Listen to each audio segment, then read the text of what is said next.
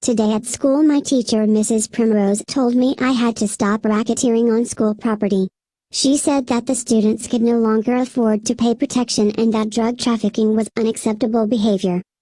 So I went to her house that night and broke inside with a silenced submachine gun and an ice pick and made absolute mincemeat out of that stupid cunt. I told her not to mess with me. I am one batshit crazy insane little 9-year-old bitch.